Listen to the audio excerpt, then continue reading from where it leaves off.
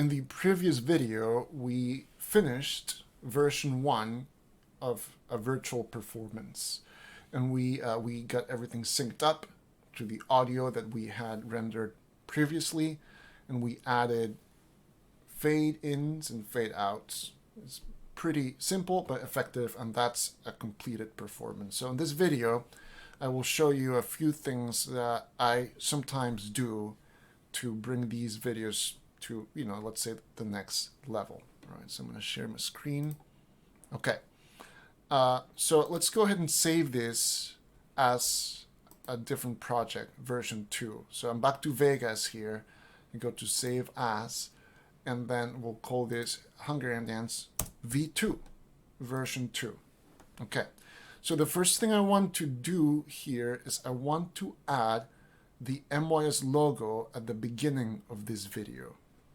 Okay, so the way to do this is by creating a new video track. I'm gonna right click and then click insert video track, or Ctrl+Shift+Q is the shortcut. Okay, there it is. By the way, you can name all these tracks. You just double click here close to the top, and we'll call this track MYS logo. You don't have to do this. Now, the way you do that, just find your image that you're gonna, your logo, or whatever image you want to add.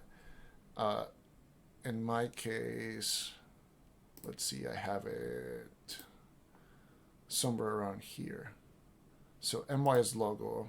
So I'm just gonna drag this over to the timeline and just drop it just like you would with a video file.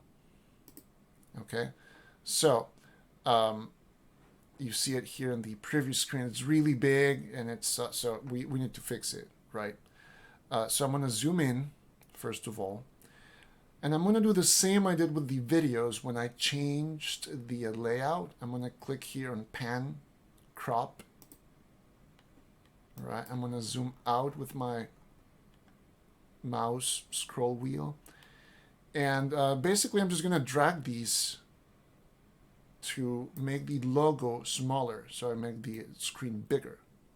And you see in the background, it changed. Now it's smaller, maybe not that small, so I'll adjust it on this end and then on this end. Make sure it's centered, and that looks centered. You could count grids here if you want. 1, 2, 3, 4, 5, 6, 7, 8. 2, 3, 4, 5, 6. So it's 8. So that's center, and it looks good.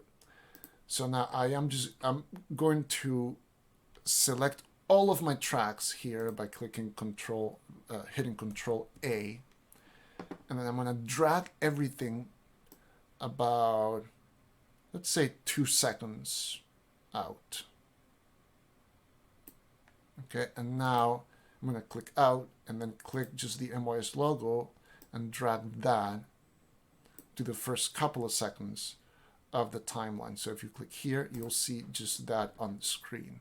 I'm going to zoom in and just drag the end of the clip here, and just drag that to make it shorter, so it fits only within those first couple of seconds. And then let's add a little fade in, 15, and a fade out of 15.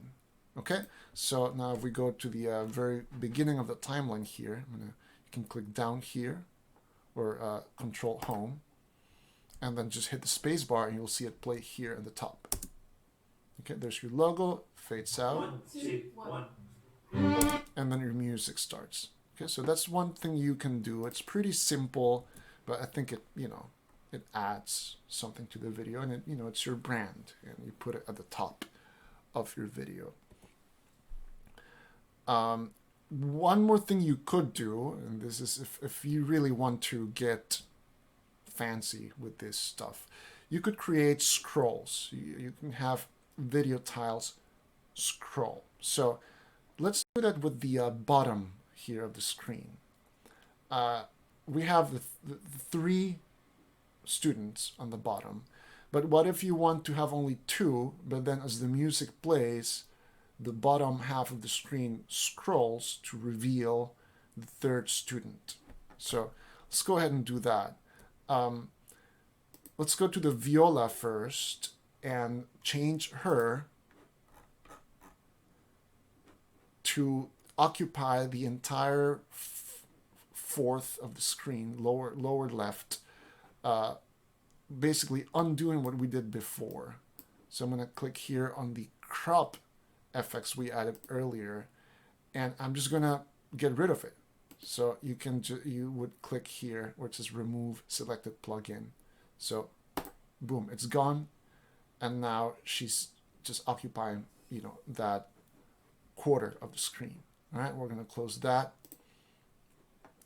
Let's do something similar with the cellist. All right, I'm going to zoom out. Now, this is an interesting case again because her video is not quite widescreen, right? So how do we adjust for this?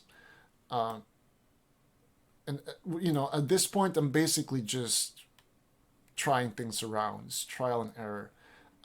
You know what? I'm going to close this, and I'm actually going to hide the bass player by clicking here, mute. You're muting the video track, so you won't see him. Oh, I had all tracks selected, so when I clicked mute, all of the tracks went muted. So I'll just click mute again, and I'll just click again on the bass track and mute only that. Now when that happens, also likely all of your other tracks, the audio tracks, got unmuted, so you have to just be sure to keep an eye on that. I'll just click solo on the master audio render, so all the other tracks are deactivated. So anyways, I've hidden the bass player because I only want to work on the cellist.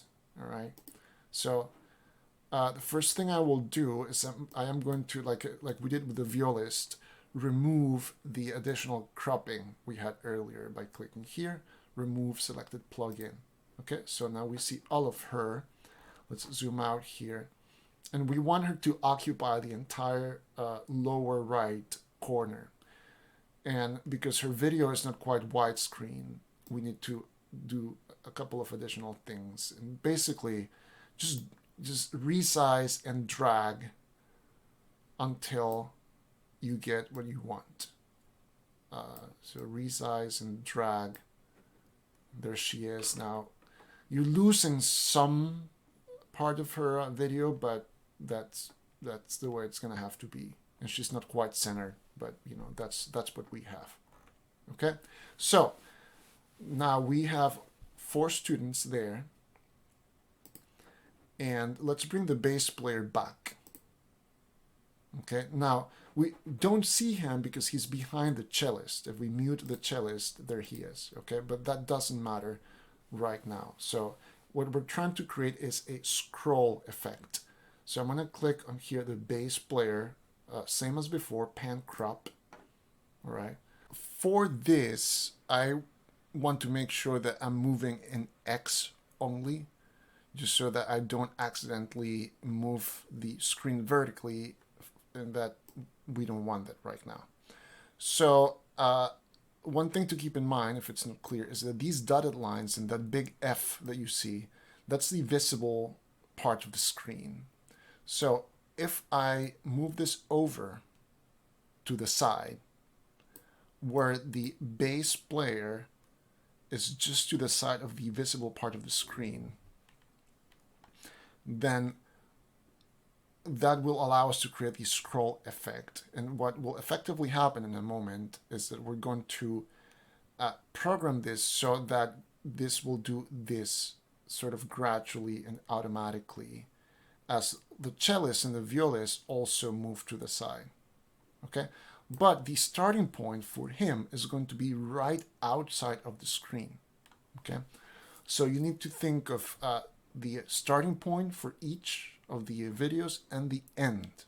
Okay, so you're going to be using this timeline down here to create these they're called keyframes. Okay, so his starting point is right there where we have it. and that's the first keyframe that's already selected. Now you choose how fast you or how slow you want this to happen, and here's your timeline. I see 15 seconds, 30 seconds, etc.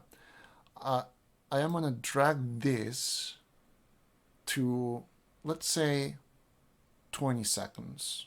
And as I drag this right and left, also you'll see here in the corner that the number changes, the position of your cursor.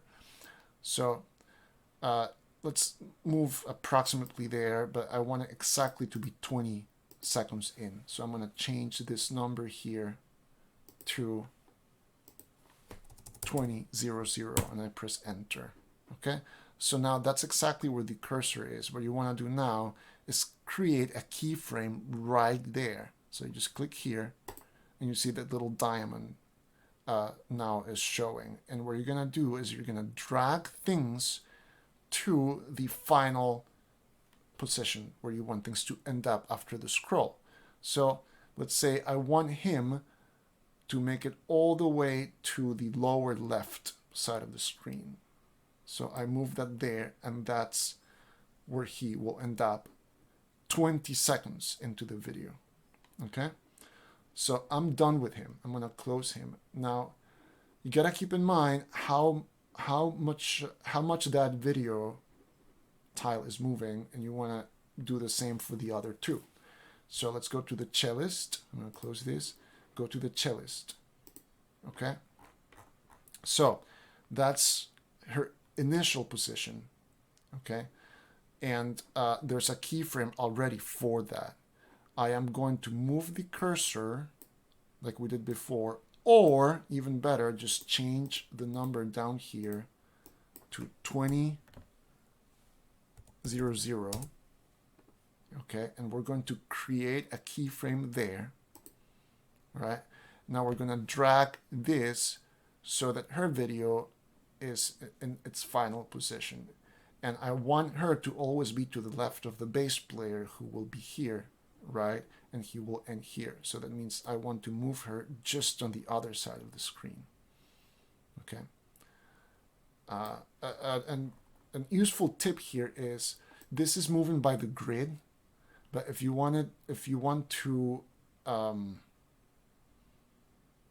bypass that, you hit your shift key, and then you can move a lot smoother. So let's just have her move right outside of the screen, maybe like that.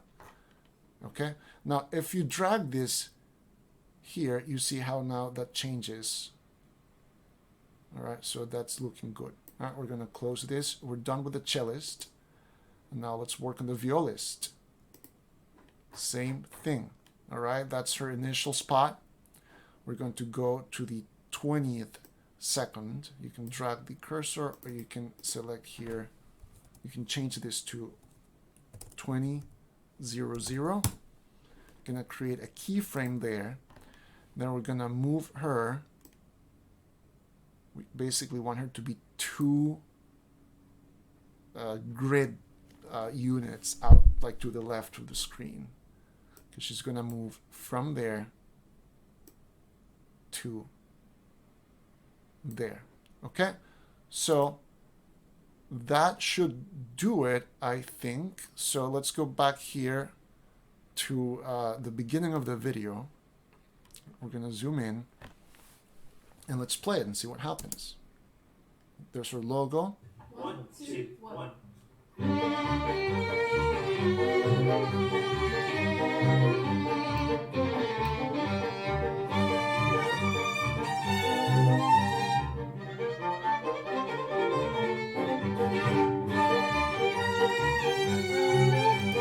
Okay, so that worked, and you can basically use those.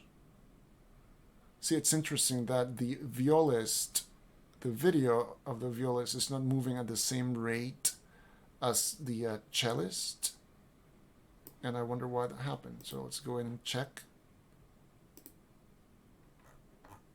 And that might be because of the cellist's different proportions. She's not quite widescreen, and doesn't fit exactly right, but I mean, you know, you can get as detail oriented as you want for these.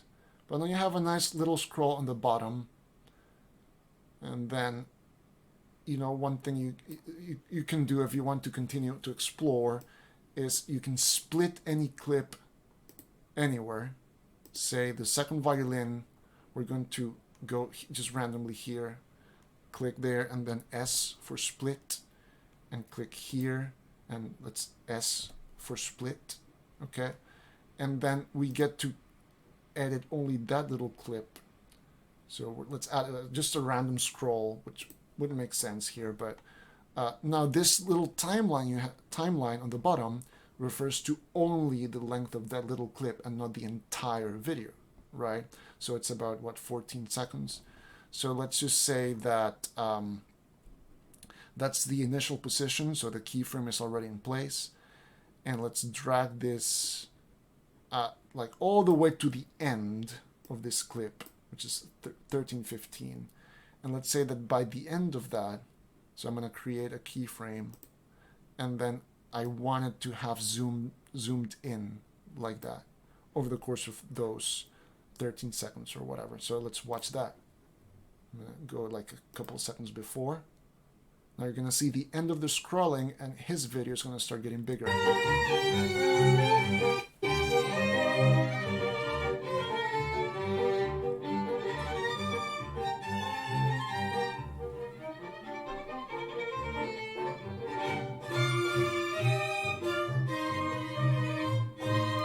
Okay, so what's happening though is that because the second violin's video is underneath the track of the first violin, then the track of the first violin basically blocks part of it. But then you can play around with things like that.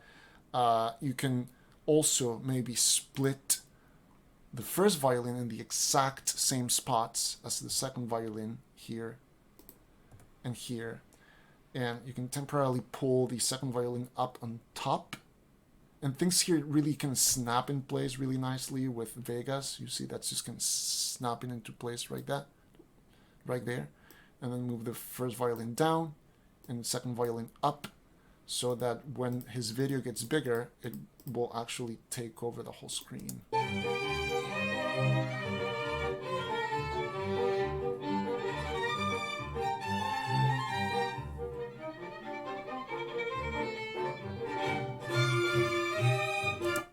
Okay, and you can just play around with the with scrolling, panning, cropping, and that's really all I use. Just the default pan crop function that you get by default when you click that icon, as we've done before, and then sometimes when I'm working with the video tiles, I add the additional crop, which allows me to change.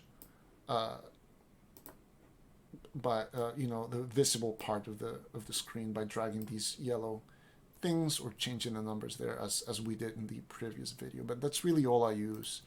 And I'm sure I mean, Vegas has all kinds of other transitions and effects and things that you can explore, but I haven't really done much with any of those. Most are really kind of cheesy, so it doesn't really add much to your video unless it's something you're specifically going for. So, you know, well, at this point, if you're happy with your new effects and transitions, you would render the movie again, just like we did before. Save to my hard drive, make sure you're in the right folder or the folder that you want, make sure you're giving it the name you want, and then you'll render that. And then, well, that's it. Then you upload to YouTube, and that part is probably not necessary to explain in these videos. So I hope this has been useful. I really look forward to reading comments in case there are suggestions out there or questions, and hopefully I'll be able to address some of those. But in the meantime, good luck to everybody with your video and audio editing and your virtual performances.